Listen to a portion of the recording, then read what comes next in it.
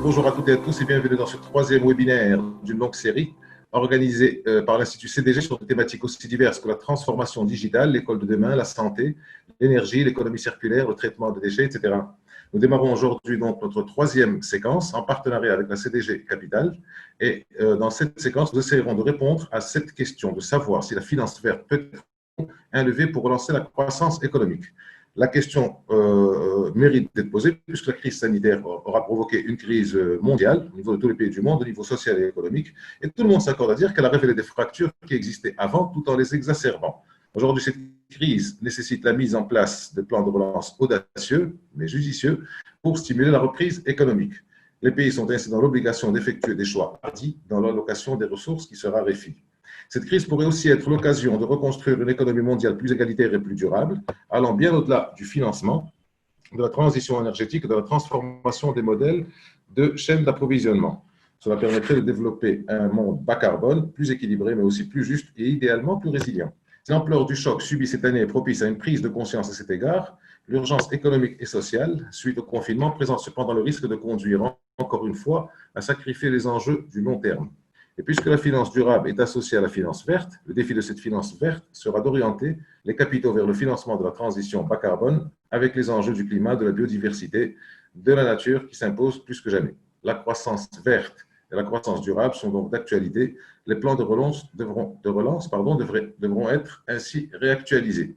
Alors, bien entendu, plusieurs questions se posent, du genre de quand et comment faudra-t-il passer à l'action, où trouver les meilleures opportunités de croissance, faut-il continuer à viser uniquement le rendement? Ces questions et bien d'autres encore qui seront posées à nos intervenants, nos invités, qu'on remercie d'être avec nous et qui donc éclaireront un peu plus les internautes et les gens qui regardent sur la finance verte. Alors, je présente sans plus tarder les intervenants. Si Hamid Tofekri, vous êtes donc administrateur, directeur général du CDG Capital. Vous êtes diplômé de l'école polytechnique et de l'école normale nationale supérieure des mines à Paris. Et vous êtes également titulaire d'un DEA en mathématiques à l'université Paris-Dauphine. Vous êtes actuellement donc le patron de CDG Capital, administrateur, directeur général. Vous êtes partenaire de ce webinaire et membre du comité exécutif de la CDG, président de CDG Capital Gestion et président de Marley Tietrisation. De 2016 à 2020, c'est une petite partie de votre CV. Je donnerai une petite partie des CV de tout le monde parce qu'ils sont véritablement impressionnants et très longs. Donc, de juin 2016 à juin 2020, vous avez été président de la Bourse de Casablanca. Merci, M. Tofekri, d'avoir pris de votre temps et d'être avec nous. Monsieur Bertrand Badré, vous êtes PDG et fondateur de Blue Like and Orange Sustainable Capital. Vous êtes diplômé de l'ENA, de Sciences Po et de HEC. Vous avez été directeur général et directeur financier de la Banque mondiale et avant directeur financier des groupes Société Générale et Crédit Agricole. Vous avez été aussi membre de l'équipe diplomatique du président Jacques Chirac en qualité de représentant personnel adjoint du président pour l'Afrique. Ce qui explique que vous avez rédigé plusieurs livres qui ont été traduits en plusieurs langues et qui ont été en général et en majorité des succès. Merci encore d'être avec nous, Monsieur Badré. Monsieur Benoît Leguet, vous êtes directeur général de I4C. Vous êtes ingénieur de l'école polytechnique et de l'ENSTA Paris-Tech, l'ENSTA. Pour ceux qui ne connaissent pas, c'est l'École nationale supérieure de technique avancée. Et vous êtes également titulaire d'un master en économie de développement durable, de l'énergie et de l'environnement à Paris. Vous êtes le directeur général donc de l'I4CE, Institute for Climate Economics, le think tank sur l'économie de la transition énergétique fondé par la Caisse des dépôts et l'Agence française de développement, ce qui va constituer une transition pour le quatrième et dernier intervenant. Merci, Monsieur Leguet, d'être avec nous. Monsieur Miho Mzouagui, vous êtes directeur de l'Agence française de développement pour le Maroc. Vous êtes docteur en économie, vous avez dirigé des travaux notamment sur les modèles de croissance dans les pays méditerranéens et africains. Vous avez rejoint le groupe AFD en 2006 où vous avez exercé à la direction des opérations en tant qu'économiste au département Méditerranée, puis directeur adjoint au bureau de Beyrouth. Vous êtes ici au Maroc depuis 2 ans, depuis septembre 2018, en qualité de directeur de l'Agence française de développement. Je voudrais rappeler ici, puisque je parle de vous, que l'Agence française pour le développement organise à Paris du 10 au 12 novembre 2020 le premier sommet mondial des banques publiques de développement qui se tiendra pendant le Forum de Paris sur la paix en novembre 2020. Donc, merci à tous d'être là et on y va. Donc, le principe du webinaire, vous le connaissez, les internautes le connaissent. Je le répète, je le reprends très rapidement. 1 minute d'introduction chacun, 2 interventions chacun de 4 à 5 minutes et un tour de table de conclusion pour 2 minutes à peu près. J'essaierai de relayer au fur et à mesure les questions des internautes qui arrivent. On y va donc sans plus tarder. Une question courte avec une réponse courte, très succincte, genre brainstorming. Qu'est-ce que la finance verte? On commence par vous, Monsieur Badré. Micro, micro, micro. Pardon. Bonjour, bonjour à tous. Merci de votre invitation. Alors, mon message, il est très simple. C'est bien qu'il y ait une finance verte, mais mon problème, c'est que toute la finance doit devenir durable et pas sellement un petit bout vert, un petit bout blanc, un petit bout bleu, ou toutes les couleurs de l'arc-en-ciel, ou toutes les couleurs du développement durable. On doit passer, dans mon esprit, d'une industrie financière qui est structurée autour du couple risque-rendement, qui est vraiment la manière dont elle opère aujourd'hui, à une industrie financière qui devrait opérer autour non plus du couple risque-rendement, mais des 3 points que sont risque, rendement et impact, ou risque, rendement et durabilité, pour réenraciner la finance dans les besoins de notre planète, dans les besoins de ses habitants, et d'une certaine manière, abandonner des modèles que j'appelle le modèle du capitalisme Excel, qui ont tendance à devenir hors sol, des modèles où le profit, la maximisation du profit emporte tout, où le profit devient une fin en soi, alors que pour moi, le profit est un moyen en vue d'une fin, et que cette fin, c'est d'apporter des solutions aux problèmes auxquels nous sommes confrontés aujourd'hui. Donc la finance verte, c'est un des éléments d'une plus grande réforme de la finance, et cette réforme de la finance, elle est à peine commencée. On commence par la finance verte, mais il faut pousser beaucoup plus loin et surtout pas nous satisfaire de cette seule couleur. Merci, M. Badré. M. Tofekri. Qu'est-ce que la finance verte, toujours? Micro.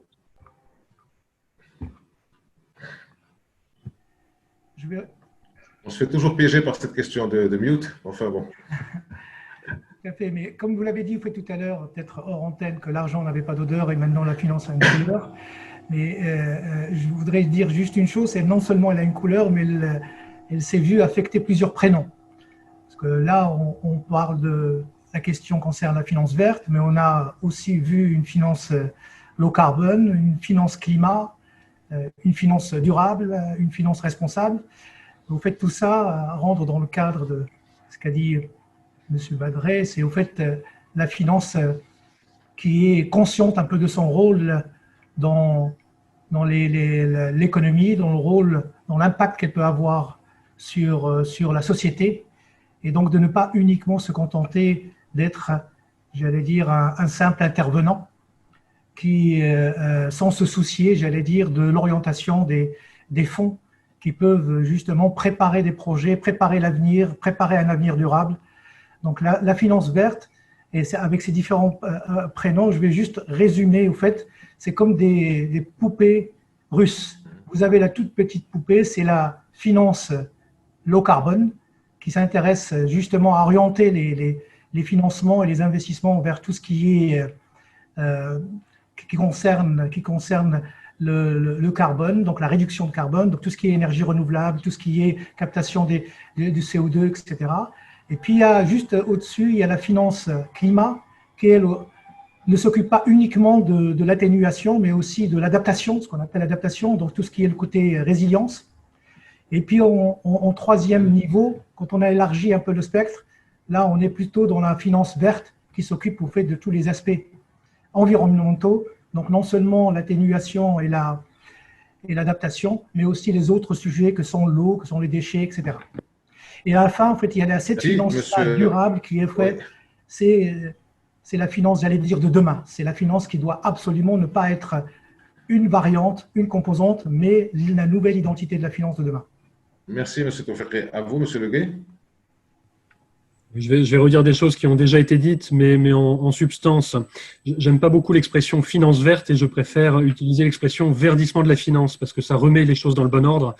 C'est effectivement pas un marché de niche. La transition vers une économie bas carbone et résiliente au changement climatique, si je m'arrête à ce seul aspect, et Hamid l'a très bien dit, il n'y a pas que ça, il n'y a pas que le climat, il y a d'autres choses.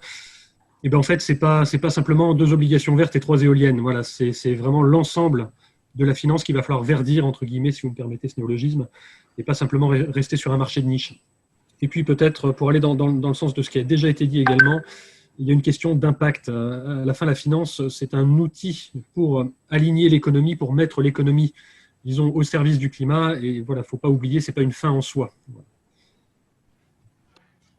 Merci, M. Leguet. Donc, à vous, M. Mzouagui. Micro.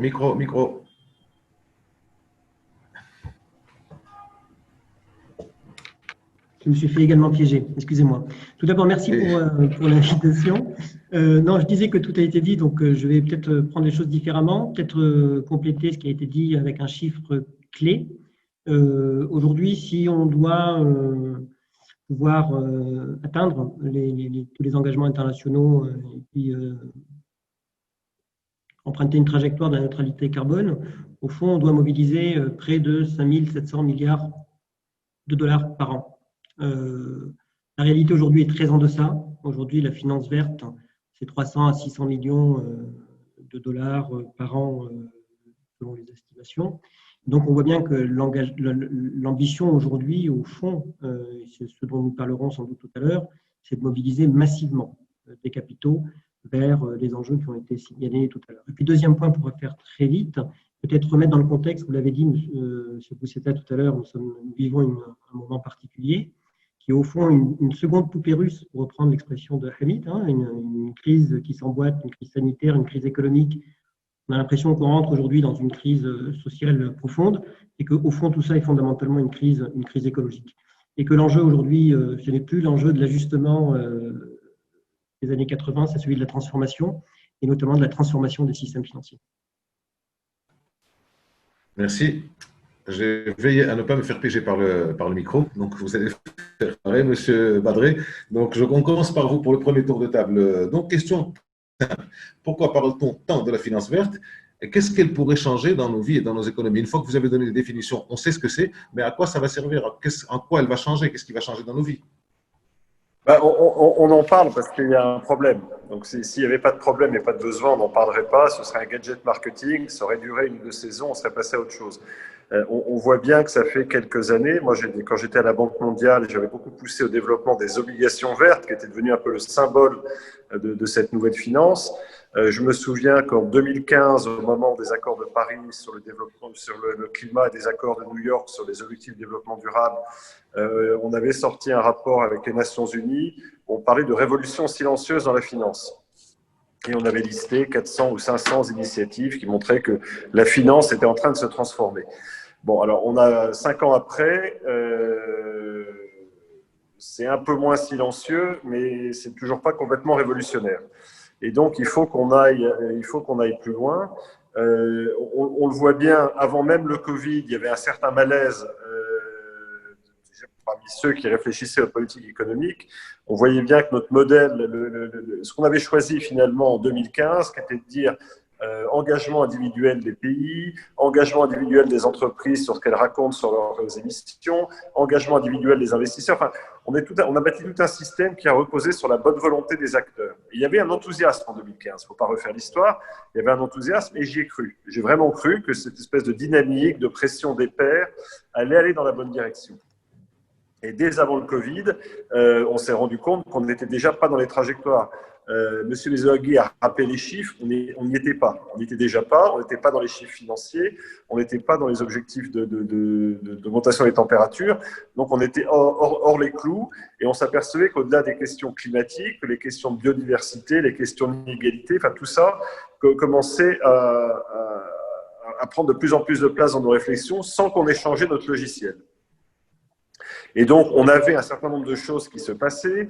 On parlait des social impact bonds, on parlait des obligations vertes, on parlait de l'investissement impact, on parlait toute une série de choses, mais qui ne faisaient pas encore un système et qui restaient, comme je le disais tout à l'heure, encore assez latéral.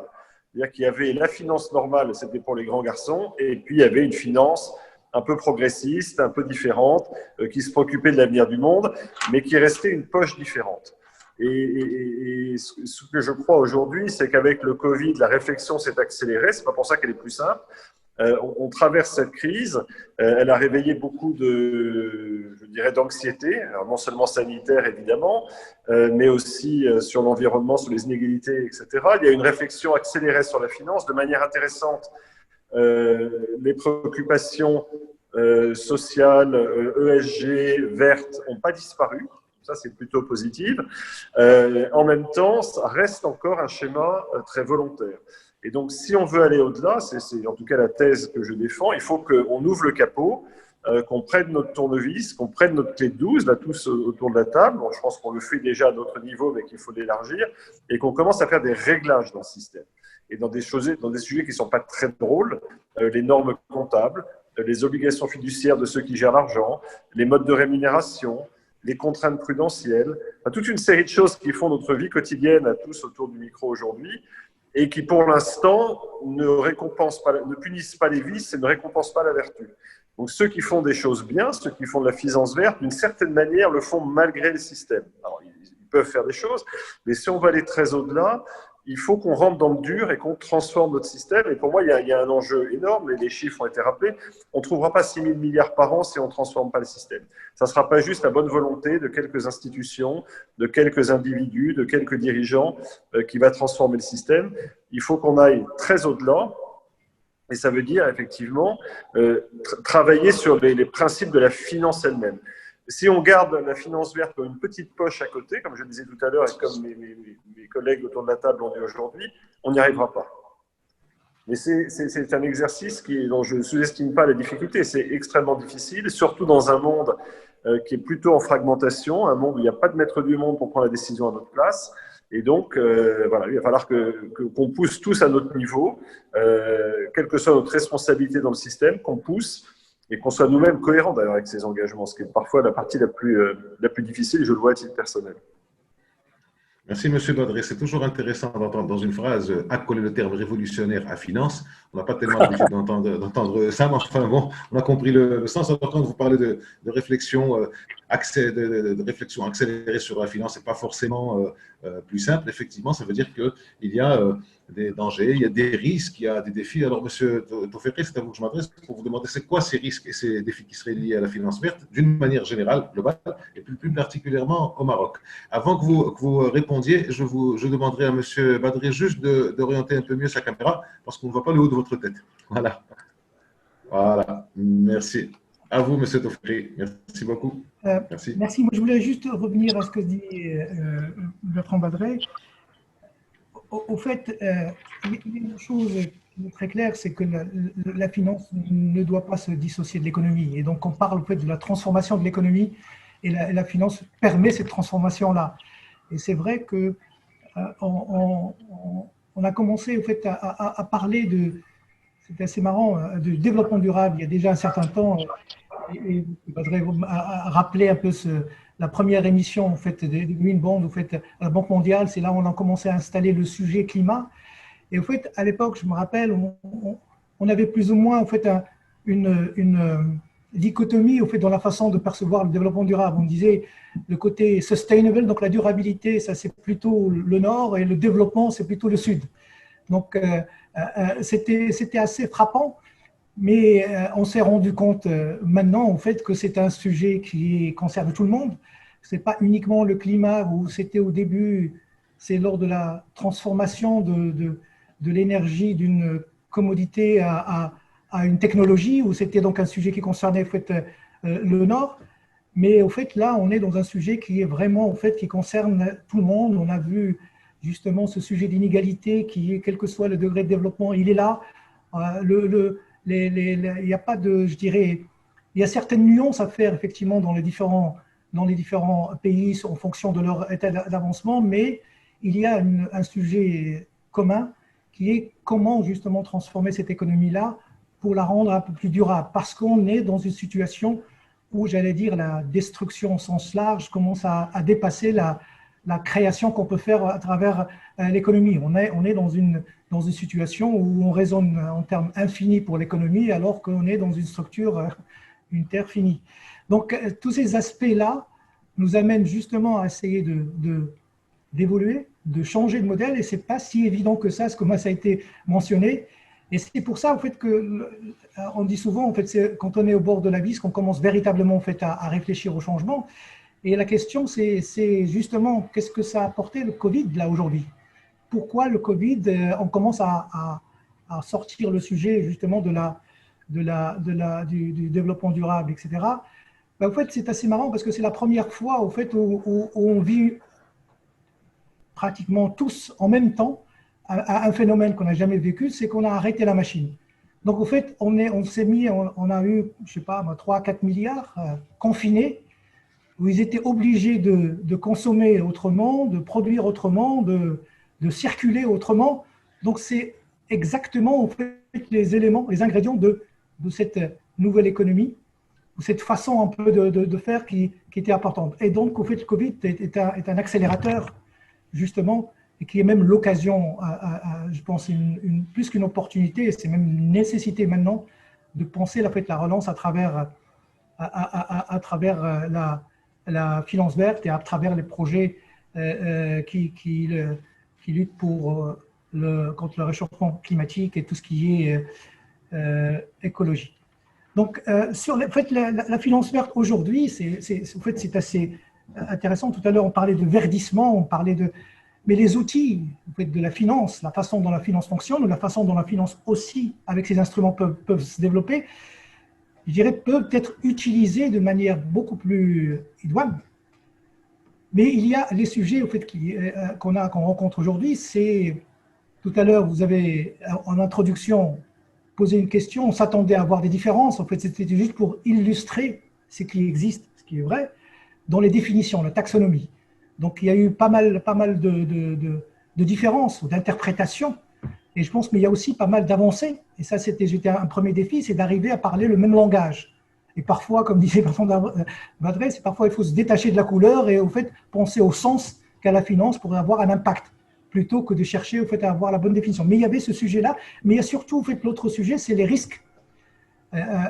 C'est la gestion du risque au fait lié à une transition, à tout ce qui est réchauffement climatique. Et ça, c'est très important justement pour accompagner l'exercice de financement des projets, pour mieux apprécier, pour mieux aussi faire prendre conscience aux porteurs du projet, à l'entreprise, des risques pris pour tel ou tel projet. Donc là, il y a des critères, il y a des méthodologies. Ici au Maroc, à Setoferri, ici vous êtes dans un super observatoire pour voir comment ça se passe, comment ça se passe ici au Maroc. Qu'est-ce qui a été fait, qu'est-ce qui peut être fait, qu'est-ce qui serait fait éventuellement? Vous avez encore 1 minute, je suis désolé.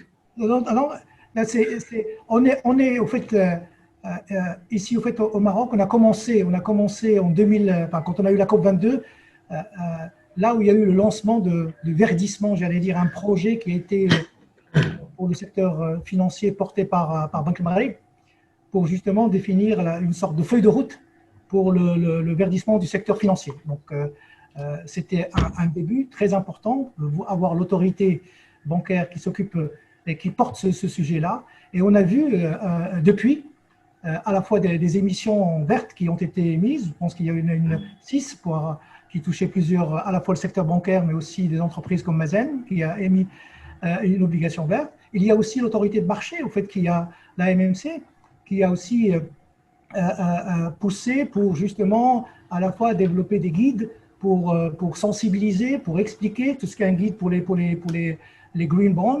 Elle a aussi, au fait, imposé justement aux sociétés qui font appel à l'épargne de pouvoir avoir un rapport RSE pour commencer à les amener un peu de transparence, à décrire au fait ce qu'ils font concrètement sur ces 3 dimensions que sont l'ESG. Et on a aussi vu des financements, ça c'était aussi très, très important. Temps écoulé, c'est tout fait, temps écoulé, je suis désolé. Excusez-moi. Temps écoulé, désolé. Et ça sera tout. Merci, je suis vraiment désolé parce que on vous écoute et puis on voit même. Moi, je vois pas, je suis vraiment désolé. Alors, quand vous parlez de changer de modèle, effectivement, c'est pas évident. Bon, là, il y a eu. On le dit à droite et à gauche, l'opportunité, pour ne pas dire la chance du Covid, parce qu'il y a quand même des gens qui meurent. Il y a l'opportunité du Covid qui va accélérer un petit peu les choses. Bon, j'ai l'impression que tous les États sont plus ou moins fébriles, mais il faut y aller vers le verdissement de la finance. Alors, monsieur Le Guet, quel est le rôle de la régulation financière des États, des organismes financiers pour imposer une finance verte et pour que ça aille plus vite, qu'on prenne appui sur la crise sanitaire pour gagner du temps, finalement, le temps qu'on avait perdu avant? Alors effectivement, c'est le vaste sujet. Comment peut-on rattraper le temps perdu, utiliser la crise malheureuse de la Covid que personne n'a voulu, je pense, et la crise économique qui en a suivi, pour essayer de rattraper le temps perdu et faire en sorte qu'on se remette en phase avec les objectifs de l'accord de Paris, donc plutôt neutralité carbone avant la fin du siècle, et économie résiliente au changement climatique par ailleurs. Donc, quand on regarde les mécaniques à l'œuvre, la dynamique, disons, à l'œuvre dans le verdissement de la finance, en fait, il y a trois grands blocs. Le premier bloc, c'est tout ce qui est j'allais dire, les engagements volontaires des acteurs de la finance. Vous entendez telle ou telle banque ou assureur ou investisseur dire qu'il ou elle va sortir du charbon, être neutre en carbone à horizon 2050, 70, etc., etc. Ça, c'est le premier bloc. Vous avez ensuite le développement de tout ce qui est de pratiques de marché. Donc, ça a déjà été esquissé auparavant par les intervenants précédents. Tout ce qui est, par exemple, des fonds verts, entre guillemets, des obligations vertes, etc. Et puis, vous avez également une impulsion publique et qui est un petit peu, j'allais dire, la patte de l'ours, si je peux parler comme ça. C'est-à-dire que les acteurs font d'autant plus facilement qu'ils sentent la patte de l'ours sur leur nuque. Et la patte de l'ours, en fait, c'est la régulation financière, pour le dire vraiment de façon très, très lapidaire. C'est-à-dire, finalement, l'action à la fois des régulateurs et des superviseurs afin d'essayer d'orienter des flux vers des choses qui semblent désirables pour la transition vers une économie bas carbone et résiliente au changement climatique. Donc, en fait, quand on regarde toute cette dynamique, finalement, on a besoin de financer la transition vers une économie bas carbone. Et la mauvaise nouvelle, je peux parler pour la France, mais j'imagine que c'est vrai dans beaucoup de pays par ailleurs, la mauvaise nouvelle, c'est qu'on ne mobilise pas assez de flux financiers au service de la transition vers une économie bas carbone. En France, en tout cas, c'est le cas. On n'investit pas assez dans la transition bas carbone, dans des actifs tangibles. Je parle de rénovation énergétique dans les logements, de transport en commun, dans de l'agriculture bas carbone, bref, dans de la mobilité propre au-delà des transports en commun. Donc, on n'investit pas assez et il va falloir mobiliser de l'argent public et de l'argent privé au service de ces investissements bas carbone et résilients au changement climatique. Et donc, il va falloir à un moment motiver le secteur financier. Et c'est là qu'on voit le rôle notamment de ce qu'on va appeler la régulation financière. La régulation financière, donc, s'intéresse en gros il y a deux leviers qu'on peut actionner. Le premier levier, c'est tout ce qui est prise en compte des risques climatiques. Ça a déjà été abordé par Hamid. Donc ça, c'est un levier qui est puissant parce que quelque part, c'est le logiciel des acteurs financiers. Ils comprennent ce que c'est qu'un risque. C'est puissant, c'est nécessaire, mais c'est loin d'être suffisant. C'est un peu comme au patinage artistique. Si on fait que ça, on aura une note médiocre. On aura fait les figures imposées. On aura une note médiocre. Et pour avoir une très bonne note, il faut aller au-delà. Et il faut se poser la question de savoir est-ce que la régulation financière peut être utilisée pour donner des incitations au secteur financier. Et ce que je remarque, c'est que dans la crise économique, en fait, il y a un avant et un après, quelque part. Dans le monde d'avant, les acteurs, grosso modo, disaient attendez, la régulation financière, c'est pas fait pour ça, ça sert à assurer, j'allais dire, l'efficacité du marché, et deux, le deuxième volet, ça sert à assurer la stabilité financière. Voilà. Point. Sorti de ça, il n'y a rien à faire pour la régulation financière. Et là, on commence à voir un certain nombre d'acteurs, et pas des moindres, qui disent ah oui, non mais attendez, il y a peut-être besoin de faire un peu plus. Si on ne traite que l'approche risque, on va passer à côté de quelque chose, on risque de ne pas atteindre les objectifs pour la transition. Et donc, c'est ça qu'on voit maintenant, c'est ce type de discussion. Finalement, est-ce que la réglementation et la régulation financière peuvent être utilisées dans le policy mix, si je peux utiliser cet anglicisme, dans le mix de politique publique, afin de favoriser la transition vers une économie bas carbone et résiliente au changement climatique. Encore une fois, c'est des débats qui ont lieu. On ne peut pas dire qu'aujourd'hui, il y a une doctrine qui soit établie sur ce sujet, mais en tout cas, le débat est posé sur la table. Merci, Monsieur Leguet. Alors, de votre point de vue, Monsieur Mzouagui, du point de vue de l'AFD, du point de vue étranger, ici, comment ça se passe? Si on fait prêt à brosser déjà un tableau de ce qui est en train de se passer, comment vous voyez ces enjeux de la finance verte ici au Maroc? Est-ce que vous sentez qu'il y a dans la démarche, est-ce qu'il y a une conscience, une adhésion, ou alors, les choses continuent à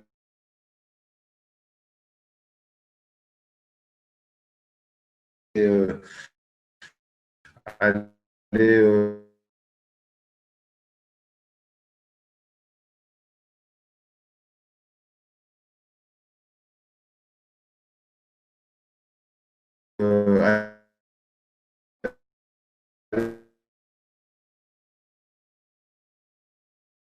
comme un intérêt du verdissement du système financier. On peut aller même un peu plus loin en disant qu'au fond, aujourd'hui, dans le contexte de crise actuelle, l'économie verte, c'est aussi l'économie de la vie et du vivant. et qu'au fond, tout ça modifie l'appréhension qu'on peut avoir de ces problématiques. Premier enjeu extrêmement important, on est dans une région aujourd'hui où la hausse des températures est bien plus rapide qu'ailleurs, et qu'on voit bien, c'est quand même le débat de ces dernières semaines au Maroc sur le poids et l'impact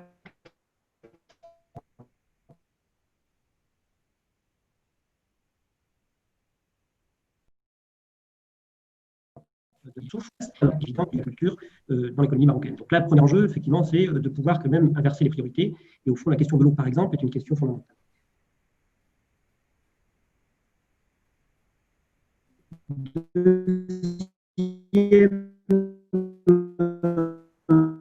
Répéter ce point général de l'entrée du système financier. Au fond, moi, je trouve qu'il y a peut-être au Maroc trois leviers qui me paraissent importants. Le premier, c'est le volontarisme des politiques publiques. Oui, il y est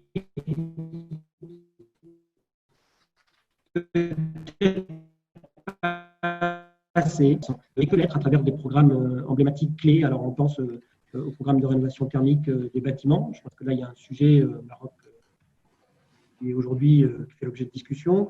La question aussi de l'efficacité énergétique dans l'éclairage. Donc voilà, donc premier sujet qui est effectivement ce levier de la puissance publique à travers des politiques publiques volontaristes. Le deuxième sujet, je ne répète pas ce qu'a dit Benoît sur l'enjeu de la régulation. Alors l'enjeu de la régulation, c'est bien entendu ce qu'il a dit, prendre en compte le risque climatique. Aujourd'hui, le système financier lui-même est exposé au risque climatique. Dès lors qu'il prend des engagements sur des actifs qui sont aujourd'hui exposés au risque climatique, par rétroaction, il est lui-même exposé. Et puis la finance, l'enjeu de la régulation, ce n'est pas non plus une question anxiogène, c'est aussi une question d'opportunité. Et la question de l'opportunité, à mon sens, c'est de pouvoir aussi prendre en compte le potentiel de l'économie verte. Et peut-être expliquer autrement qu'on l'a fait que l'économie verte peut avoir un impact social. Et donc là, on voit bien effectivement un ensemble de problématiques en matière notamment de création d'emplois. On voit bien que c'est une question prégnante aujourd'hui au Maroc et que l'économie verte est aussi un levier pour la création d'emplois. Et dernier enjeu, et puis je finirai là-dessus pour ne pas être trop long, et puis situer peut-être la problématique à un enjeu plus international. Aujourd'hui, lorsqu'on regarde la place du climat dans les programmes de relance, notamment au niveau des pays européens, elle est plutôt très alignée, elle est plutôt assez volontariste. Et qu'aujourd'hui, un pays comme le Maroc, qui va sans doute s'inscrire dans un approfondissement de cette relation avec l'Union européenne, qui reste quand même son premier partenaire, au fond, ça pose deux questions. La question de, au fond, on va voir s'ériger des barrières à l'entrée du marché européen qui vont être très fortes, soit sous la forme de normes environnementales, soit sous la forme de fiscalité, et que l'enjeu au fond du Maroc, c'est de se dire comment je vais pouvoir passer ces barrières au marché, à l'entrée du marché européen. Ça passe, à mon avis, par une seule chose qui est celle de la convergence des standards. Donc là, c'est le premier sujet. Et puis le deuxième sujet, vous le voyez bien, tout le débat qu'il y a aujourd'hui au Maroc sur les opportunités en matière de relocalisation de filières de production. Et donc ça suppose très clairement un effort de décarbonation de l'économie marocaine. Alors, monsieur Badré, quand monsieur Zouagui parle de volontarisme des politiques publiques, en fait, tout est dit. Toutes les interventions ont été plus ou moins dans ce sens, mais là, c'est clair. Est-ce que avec cette question qui se pose, donc des pouvoirs publics, de l'action des pouvoirs publics, est-ce qu'on peut considérer qu'à terme, à court terme, peut-être, on peut préférer la finance verte devienne véritablement incontournable, c'est-à-dire qu'elle passe qu'elle passe de périphérie au centre, qu'elle devienne centrale, qu'elle devienne véritablement la manière de procéder de tout le monde. Comment vous voyez les choses? Micro. Voilà, pardon. Voilà, parfait. On va finir par y arriver. Non, je vois les choses assez simplement et en fait, on converge tous vers la même approche, qui est de dire, pour canaliser la finance, c'est comme l'eau, il faut deux digues. Il y a une digue qui va être le marché, donc ce que veulent les investisseurs, ce que veulent les consommateurs, ce que veulent les jeunes qui vont travailler, ce que veulent les chefs d'entreprise, etc. Et l'autre digue qui vont être les politiques publiques, la réglementation. Et après, l'économie marché va faire son chemin sur ces bases-là, la finance verte va faire son chemin sur ces bases-là. Et c'était très important pour moi, j'étais moins familier évidemment de la situation au Maroc, mais c'est très important pour moi que dans les différentes annonces de relance, en particulier en Europe, on tienne ce cap assez fort, parce qu'il ne faut pas se raconter des histoires, il y a un vrai risque dans les mois qui viennent. Pour l'instant, je veux dire, la flamme verte tient bon, mais si l'économie vient à se détériorer, si la crise du Covid dure un peu plus longtemps, je crains que des pressions plus basiques l'emportent et qu'on ignore le potentiel de l'économie low carbone, on ignore un certain nombre de choses. Disons que le problème maintenant, on a déjà eu des mouvements en France au printemps sur le thème « Attendez, il faut arrêter, il ne faut pas que la relance soit trop contraignante, il faut qu'on change la réglementation ». Pour l'instant, c'est bien contenu, mais ces choses-là n'ont pas disparu. Je pense qu'on est vraiment à une croisée des chemins, que pour l'instant, ce dont on parle tous aujourd'hui autour de ce micro est plutôt la voie dominante. Mais je pense qu'il va falloir rester extrêmement engagé dans les mois et les années qui viennent, parce que ce n'est pas un combat qui est gagné d'avance. Encore une fois, il va y avoir des pressions à faire, alors ça se traduit moins bien en français, mais ce que les anglo-saxons appellent du quick and dirty. Donc de faire vite et pas très proprement, parce que c'est ça dont on a besoin. Et pourquoi faire des choses un peu compliquées dans la durée quand l'urgence va être de faire les choses très, très, très rapidement. Et donc les pouvoirs publics, et je suis très heureux d'entendre ce que j'entends sur le Maroc, ont un rôle absolument essentiel. Pas tout seul, ça ne suffira pas tout seul, mais ont un rôle absolument essentiel pour qu'on tienne le cap et comme le disait, je crois, Benoît tout à l'heure, qu'on finisse le travail, ou en réalité qu'on fasse ce qu'on n'a pas fait après la crise financière précédente, qui est vraiment de se mettre sur les rails. Tout le monde le dit, et c'est d'ailleurs parfois compliqué à expliquer, les gens, je fais souvent des conférences en ce moment, les gens disent, mais en fait, est-ce qu'il y a une limite à la dette ? Est-ce que l'argent est devenu gratuit ? Enfin, on commence à avoir une confusion sur les milliards ou les milliers de milliards ou les dizaines de milliers de milliards qui se déversent partout. Ce serait dommage qu'on ne profite pas de ce moment pour aller plutôt regarder devant que regarder derrière. Et c'est pas gagné. C'est pas gagné parce que c'est quelque chose de très dur et qu'il y a des résistances, en réalité souvent assez légitimes d'ailleurs. Enfin, il ne faut pas non plus écarter d'un revers de main. Il n'y a pas les gentils qui vont d'avant et les méchants qui vont derrière. Et c'est pour ça, comme je le disais tout à l'heure, qu'on ne peut pas isoler une finance verte dans une bulle. Elle fait partie d'un système plus large, y compris d'ailleurs dans sa dimension sociale. Je dis souvent, on parle beaucoup d'ESG pour les investisseurs, environnement, social et gouvernance. On est souvent très focalisé sur l'environnement, la gouvernance, on voit à peu près, et on oublie le S du social. Et ça, c'est absolument crucial, parce qu'on ne fera pas ça contre les populations. Merci, M. Badré. Alors, effectivement, on voit d'argent qui coule, des milliards qui coulent, qui descendent, qui pleuvent à gros bouillon. Vous m'entendez? Oui. Donc, des milliards qui coulent, qui descendent et qui se déversent un peu partout, on a l'impression. Vous m'entendez? Il y a un ennui technique? Non? Non, je l'entends. Vous m'entendez, M. Badré? Oui, je vous entends. C'est bon. Donc, quand on voit tout cet argent qui arrive, parfois on peut se poser la question de comment ça se passe et comment est-ce que c'est véritablement maîtriser tout ça. Alors moi, c'est un peu vous êtes tous des financiers, moi je ne le suis pas, je suis journaliste, donc c'est un peu le côté un peu fouineur qui arrive. Et là, je vais m'en prendre à Sito Ferry s'il veut bien. Est-ce que chez nous, est-ce que c'est véritablement maîtrisé? Est-ce que nous avons notre système financier qui est véritablement outillé? Et je link ça avec une question d'internaute. Vous savez, en plus, il y a une quinzaine, une vingtaine de questions qui viennent de tomber maintenant. J'essaie d'en choisir quelques-unes. Donc, cette question, M. Toféré, et l'autre qui nous est posée, pouvez-vous nous donner une idée sur le degré d'appropriation des risques climatiques par le système financier marocain? Donc, est-ce que nous sommes outillés? Et deux, les risques climatiques, l'appropriation des risques climatiques. Merci. Alors, juste une chose, puisqu'on parlait tout à l'heure des grands nombres, c'est amusant parce qu'à une époque, pour parler des grands nombres, on disait les chiffres astronomiques. Maintenant, on va parler juste des chiffres financiers puisqu'on a commencé à atteindre des niveaux qui dépassent le nombre d'étoiles. Donc, c'est accessible aussi au nombre. C'est juste pour vous, M. Booster. Donc, si vous aimez les étoiles, donc c'est bon. Oui. Pour revenir au fait à l'outillage, j'allais dire, de la finance. En général, et c'est valable bien sûr très nettement chez nous aussi, je pense moi je voudrais souligner juste deux éléments au-delà des produits, etc., qui peuvent exister ou qui existeront demain. Je pense qu'il y a deux éléments qui sont très importants qui feront en fait que la finance verte soit perçue, je dirais, de manière crédible, je pense que c'est de se doter des outils de mesure d'impact. Je pense que c'est tellement important pour éviter, j'allais dire, ce qu'on pourrait appeler le green washing, c'est-à-dire avoir des gens qui mettent l'étiquette verte, mais finalement on n'arrive pas à avoir des résultats, mais d'être aussi obsédé par l'impact, par la mesure d'impact. C'est un exercice qui est compliqué, mais je pense que c'est très important d'avancer sur ce sujet-là, et ça permet un peu de montrer, j'allais dire, à la fois, pas la crédibilité, mais la réalité de tel ou tel projet, son impact sur l'écologie ou son impact social. Ça, c'est le premier point. Le deuxième point, c'est le sujet à la fois de climat ou de développement durable.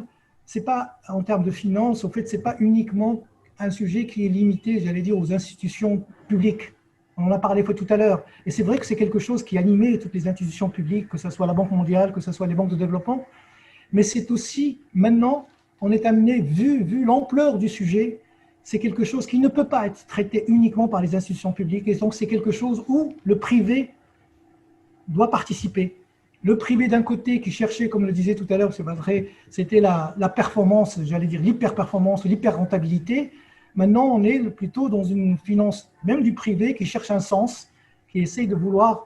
Donc, il y a un rapprochement, et il faut réussir ce rapprochement-là, voire une conjugaison de ces deux flux, le flux provenant du public et le flux venant privé, et de réussir justement, moyennant un partage de risques adéquat, et c'est là où tout, j'allais dire, le challenge, pour arriver justement à avoir cette union sacrée entre le public et le privé pour pouvoir aboutir. Donc ça c'est le deuxième point, qui est ce partage de risques, et donc entre le privé et le public pour pouvoir justement réussir le défi.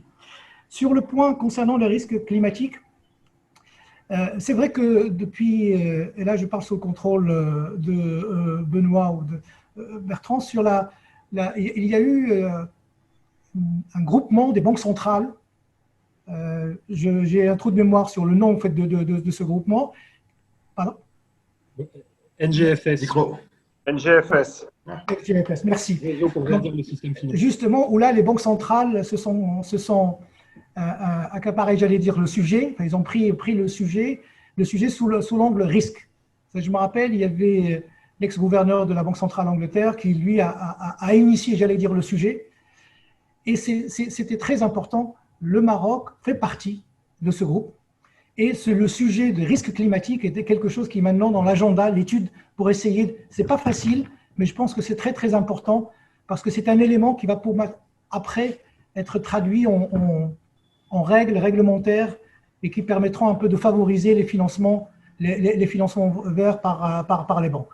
Donc, on est au début, on est au tout début, mais je pense qu'il y a une volonté pour aller plus loin parce que nous sommes peut-être, certains pensent que ça y est, on a maintenant en fait, j'allais dire, développé une centrale solaire, nous avons pas mal de projets en fait, éoliens, mais le sujet qui est pour nous aussi très très important, c'est la résilience, c'est l'adaptation.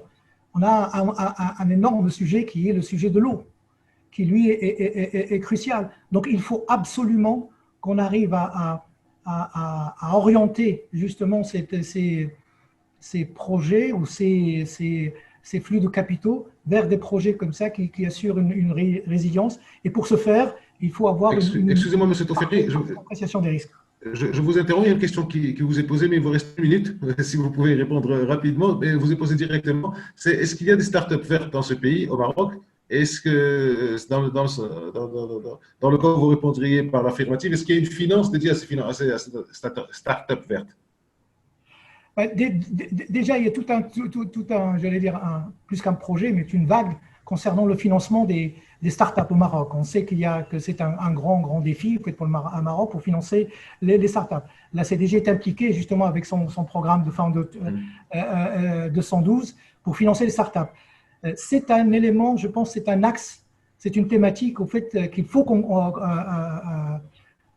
je dirais, encourager là maintenant. C'est très important, je dirais, dans le déploiement de la fameuse finance verte. Il faut encourager, financer les start-upers qui développent des innovations dans ce secteur-là, le secteur qui soit le secteur énergétique ou le secteur d'adaptation, c'est très important. Effectivement, c'est un élément qu'il faut absolument installer durablement dans les programmes qu'on aura à déployer, je dirais, pour le Maroc, pour tout ce qui est relance, pour tout ce qui est PME, etc.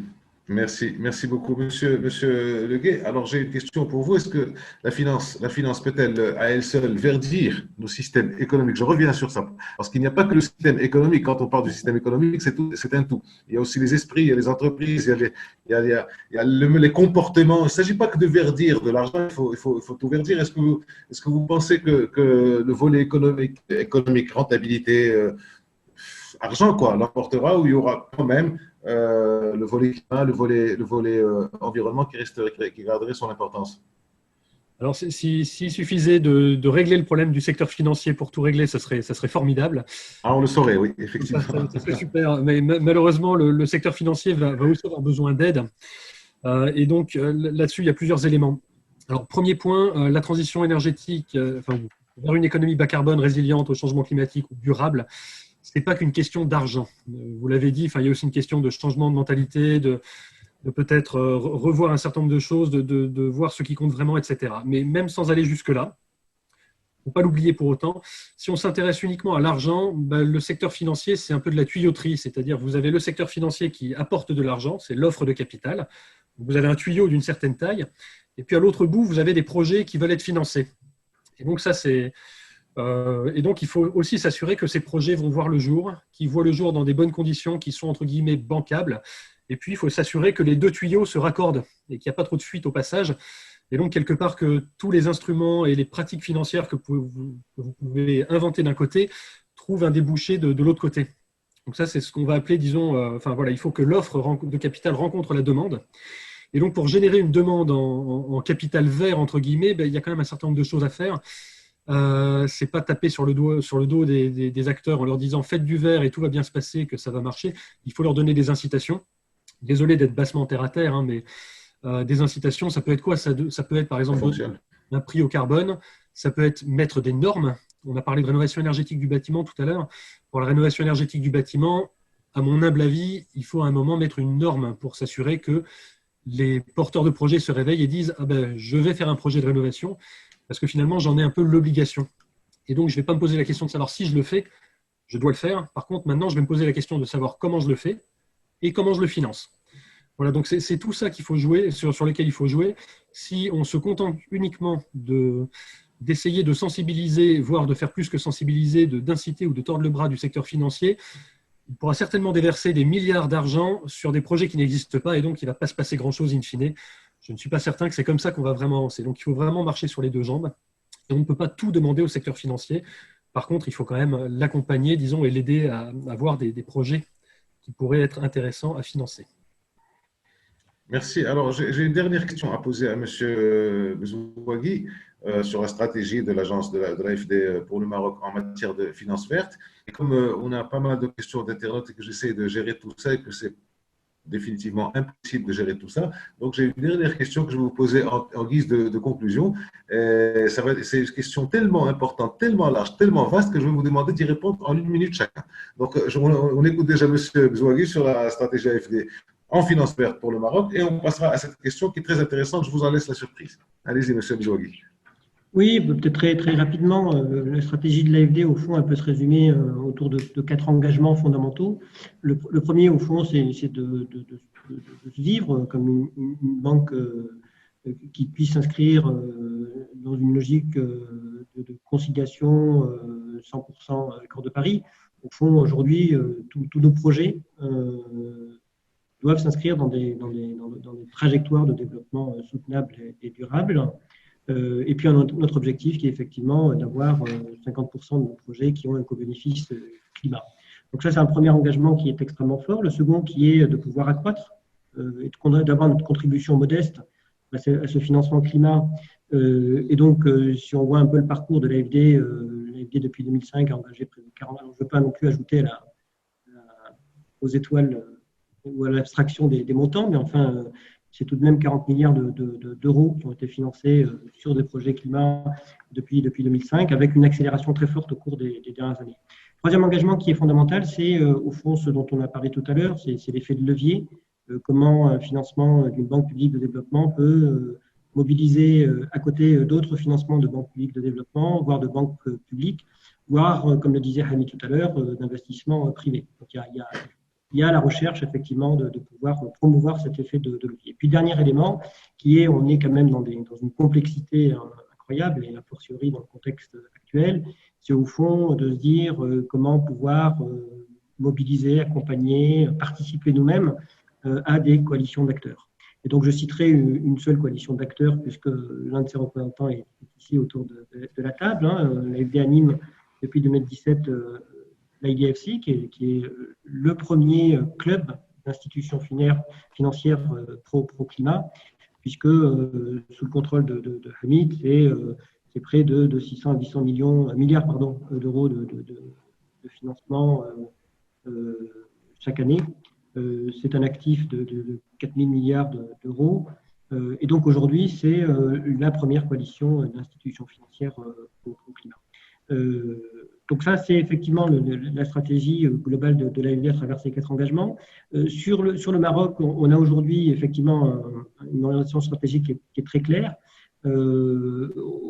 Si on fait comme ça aussi de manière rétrospective, au cours des 5 dernières années, grosso modo, 60% de notre portefeuille de financement est pro-climat, est compatible avec des objectifs climat. Alors, je ne veux pas les énumérer ici, ce serait trop long.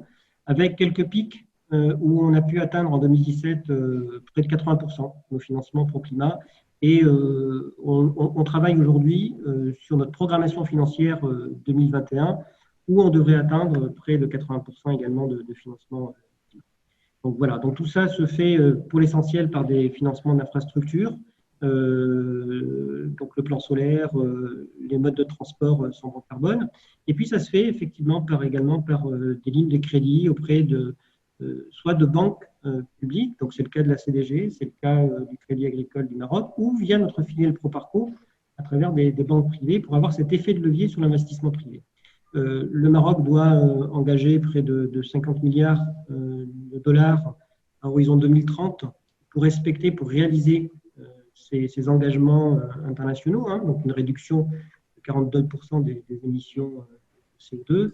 Et on voit bien, et a fortiori dans le contexte actuel, que les financements publics ne suffiront pas et que l'enjeu est bien de mobiliser les financements privés. Vous avez aiguisé ma curiosité de journaliste. Il va falloir aller voir combien effectivement de financements sont faits qui respectent les considérations climatiques, environnementales. Alors j'arrive, il nous reste à peu près 7 minutes. Donc ça va être cette conclusion avec cette question que je vais vous lire maintenant, qui est très courte et qui est très intéressante, qui fera donc qui ferait office de conclusion. Comment concilier entre le profit capitalisme et la finance verte? Sont-ils complémentaires ou paradoxaux? Allez-y, Monsieur Badré, à vous la parole.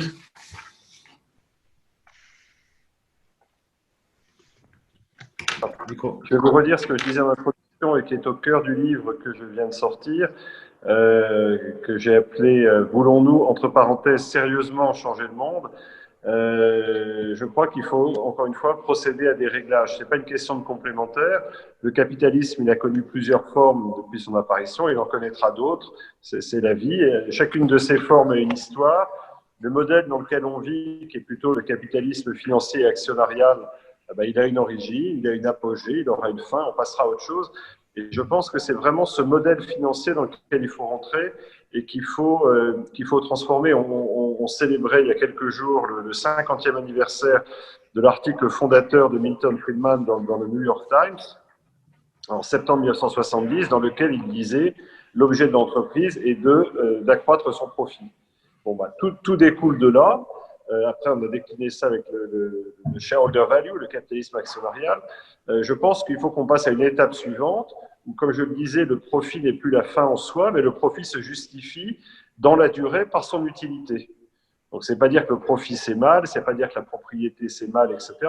C'est juste réorganiser le profit comme un moyen de satisfaire les besoins de notre planète, nos besoins à nous, et donc, encore une fois, de ramener la finance verte ou ce qu'elle représente, la finance durable, de la périphérie au cœur et de changer notre logiciel. Comme j'ai dit dans mon livre, d'upgrader notre operating system en anglais, de passer à la version 3, 4, 5, 6.0, je ne sais pas, mais de changer vraiment de version. On peut pas garder des choses qui ne marchent pas naturellement ensemble. Et je ne crois pas que la maximisation du profit telle qu'on la vit aujourd'hui, telle qu'elle est enseignée, telle qu'elle est utilisée dans les modèles financiers, réponde aux exigences de ce dont on vient de discuter pendant 1 heure. Merci, M. Badré. M. Leguet. Oui, alors peut-être Réponse et conclusion en même temps. Ouais, pour compléter, en fait, la transition vers une économie plus durable, ça ne va pas forcément changer les métiers, ça va changer la façon dont on va les faire.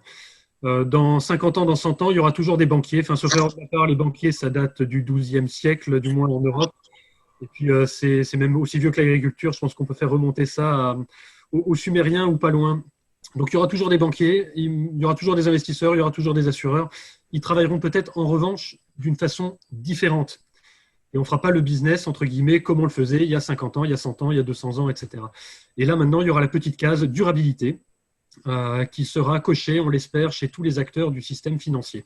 C'est du moins ce qu'on peut espérer, et c'est peut-être même une condition, disons, de survie, si on prend le mot durable au sens fort. On a trouvé une trace aussi de financiers ou de pratiques financières qui ressemblent aux finances chez les pharaons, enfin chez les Égyptiens. Donc, ça remonte à très, très loin. C'est un vieux métier, pour ne pas dire un vieux métier dans le monde, mais enfin un vieux métier. Monsieur Nzouagui, à vous. Conclusion, réponse. Comment concilier entre le profit, capitalisme et la finance verte? Sont-ils complémentaires ou paradoxaux? Et vous en profitez pour conclure. Non, mais je pense qu'au fond, je vais répondre très vite en 1 minute. Je crois que tout ce qu'on s'est dit depuis tout à l'heure, me semble-t-il, bat en brèche deux idées reçues. La première, c'est qu'au fond, contrairement à ce que certains peuvent penser, on voit bien que ce dérèglement climatique et toutes ses implications ne se résoudront pas de manière spontanée par les forces du marché, et que tout le monde en appelle à la puissance publique. Comme disait M. Badré, à changer un peu de logiciel, et puis à de redéfinir au fond les mécanismes de régulation. Donc, ça, il faut qu'on arrive à franchir ce pas. Et puis, deuxième idée reçue, me semble-t-il, c'est qu'on entend encore aujourd'hui, au fond, le climat n'est pas l'affaire du secteur financier. Or, aujourd'hui, on voit bien que le climat menace même la stabilité financière. Et que, ça reprend tout ce qui a été dit tout à l'heure, et qu'au fond, aujourd'hui, le système financier lui-même est exposé à un risque climatique. Et qu'au fond, le débat de se dire est-ce que c'est d'abord une priorité climat ou une priorité économique, moi j'ai le sentiment qu'au fond, ce débat est dépassé.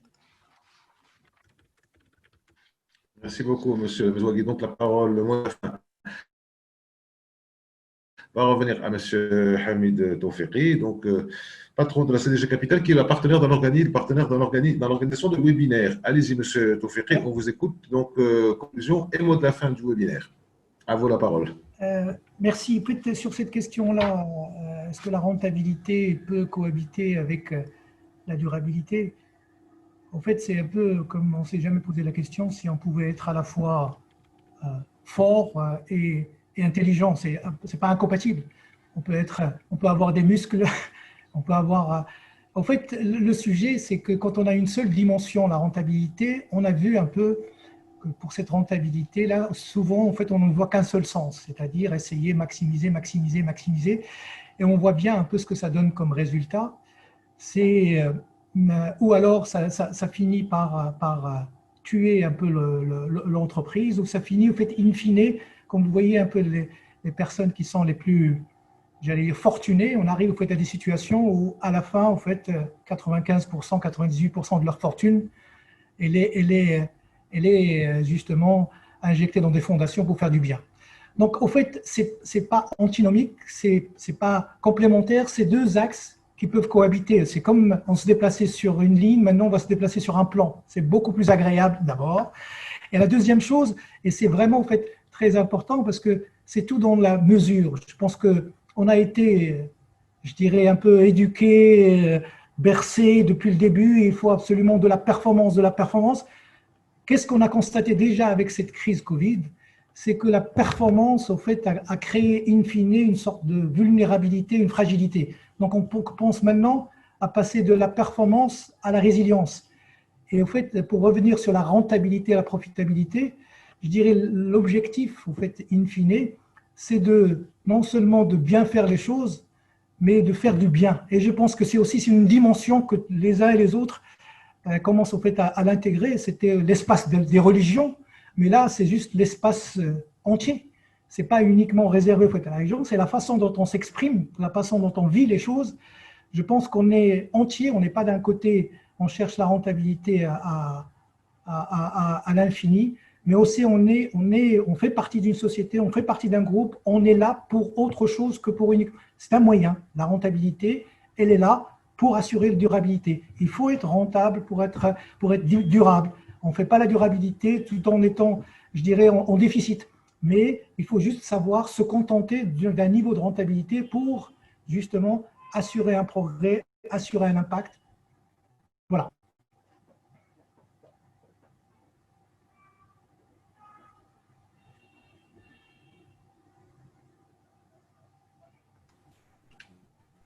Voilà. La machine Ben, je learning. me suis fait piéger le dernier. Voilà. Dans la droite. Je ne sais pas. En tout cas, merci pour vos interventions.